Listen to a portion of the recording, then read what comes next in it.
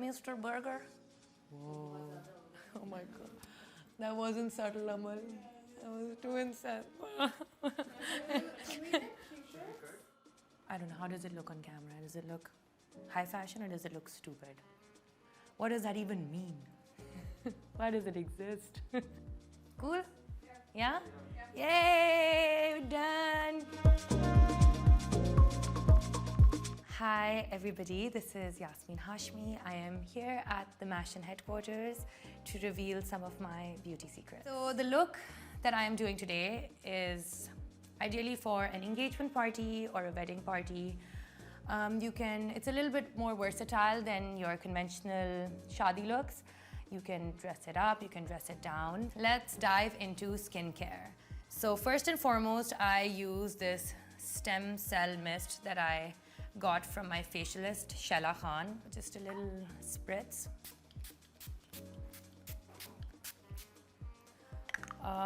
Don't ever forget the neck when you are doing skin prep, because that is also very important.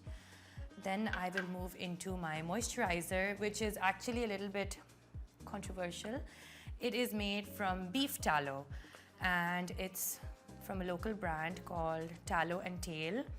And it's actually only got 2 ingredients, which I love. I do not like putting 100 ingredients on my skin, especially weird chemicals. I'm very particular about not using anything unnecessary on my skin. So just this moisturizer. It smells like condensed milk, but it feels really great and buttery, and it's really hydrating and it's amazing. So after this, I am going to move into my concealer, and what's better than my zero makeup palette? It's local. Nabila is amazing. I love working with her and her products are fabulous. It's just so easy. The shade that I use is, well, I'm between Ivory and Creme. Right now, because I'm not shooting in the sun so much, I am Ivory. So let's jump into this. So the thing about concealer is that it instantly brightens up your entire face. And if you have good skin, usually concealer is all that you need. A few brands now also shoot with just concealer. They do not like having heavy foundations, and I think now the trends globally are also changing. Thick foundations they age the skin, they make the skin not look as vibrant and fresh and dewy and juicy. And kind of what I like to do is to keep my skin very juicy and plump and fresh.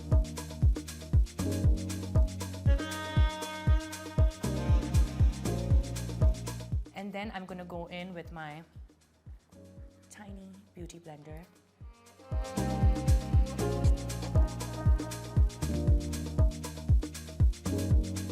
After we are done with concealing, I like to go in and shape my brows. Having a good shape of your brows is a total game changer. And knowing where your brow should start and where it should end does so much to your face that I think more than any kind of makeup, just having the right shapes on your face already, it's very important. So just brush it out a little bit, and then I will go in with, this is my eyebrow pencil. I don't know what it's called. It's a local brand that my makeup artist Honey gave me.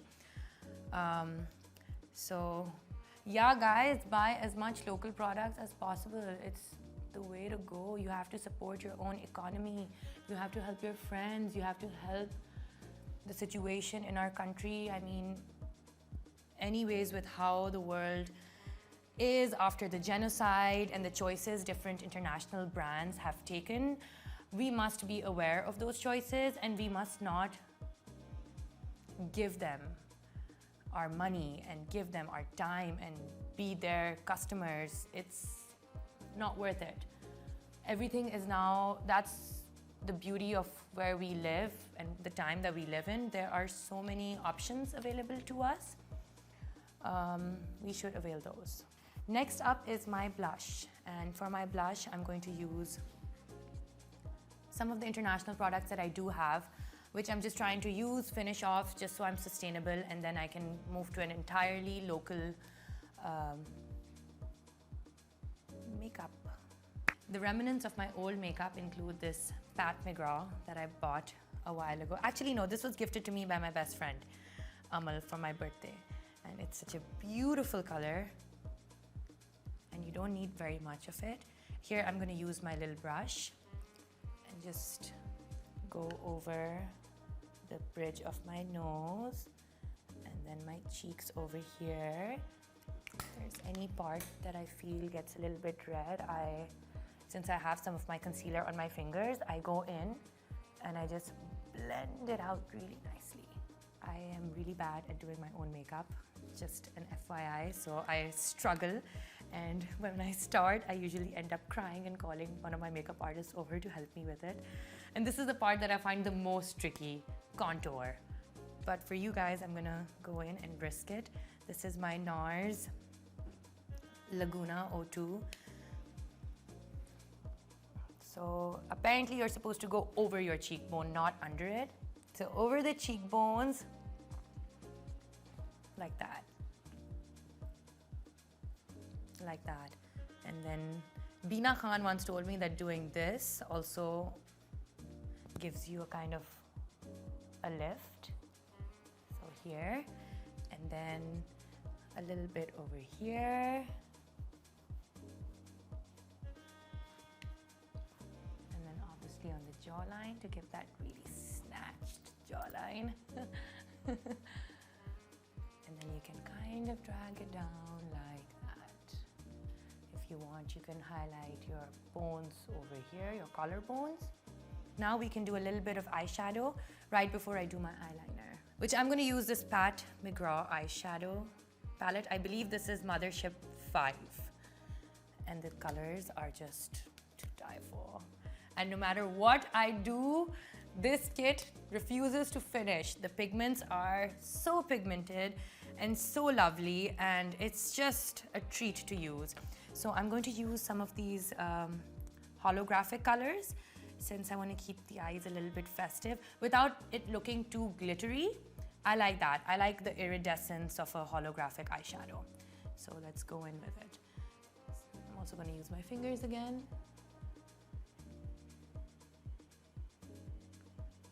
And this instantly makes you look like you are ready to party. It's like having a disco ball on your eyes. That wasn't subtle, Amal. That was too intense. This is the point where I start crying and call one of my makeup artists over to help me, because eyeshadow, quite frankly, after contour really intimidates me. Like, where, what, how, what are you doing? What's the purpose of it? I fail to understand. Okay, now moving to an even more difficult part, which is eyeliner. And I have here my Zero Makeup Mascara liner, which is very, very good, and this other liner that my mother-in-law got for me from Saudi. This does not budge. So we're just gonna move into the liquid liner and pray to God that this works.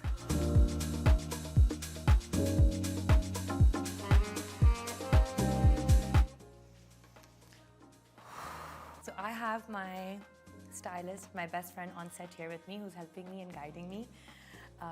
This outfit is from her brand called Curated, and my final look is also from her brand. Yeah, very excited for you guys to see my final look after all of this makeup is done. Now moving to my favorite part, after all of the difficult part is done, highlighter. And nothing like a Chanel highlighter. Have to admit, they're really good. This is what it looks like. It's kind of like a balm. It's not powdery, which I really like. And you go in kind of like that. And this is my secret product. This is where the beauty secrets come on. Look at that shine.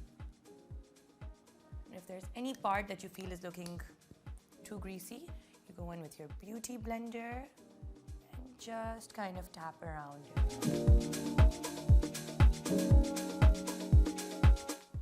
She's expensive.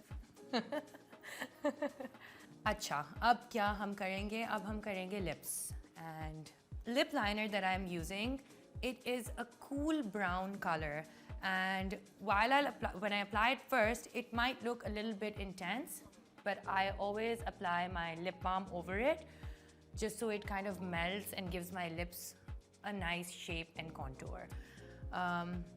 I would highly suggest having a cool brown lip liner and eyeliner in your kit, in your makeup kit.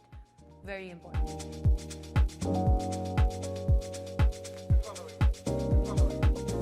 Now time for my lip balm. I'm using a combination of 3 lip colors that I really, really like. First and foremost, I'm going to use a lip tint. This is another Model Beauty secret. You go in and you just do, this is MAC. The shade is No Interruptions, 106. Once this is done, I am going to go in with my very, very nude lip gloss. This is by Essence. It's Color Boost in the shade Woody Rosy. It's like a beautiful nude color. So this is the color. Maybe I'm going to add a little bit more pink to it. Lip color is all about building. The more you build on a color, the better it's going to look on you. So any color that looks good on you, find more colors that look good on you and mix them together to get that perfect shade. This is by YSL. This is when I usually look at what the mirror is saying. Most people will add some powder. I don't like powder very much, so I just avoid it like the plague.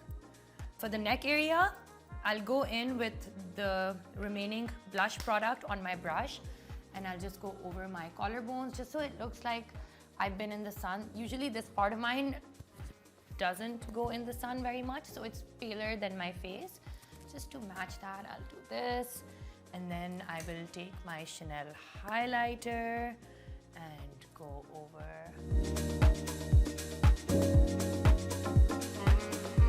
I am all ready as far as face and makeup goes. No matter what I say, I really do enjoy doing my makeup.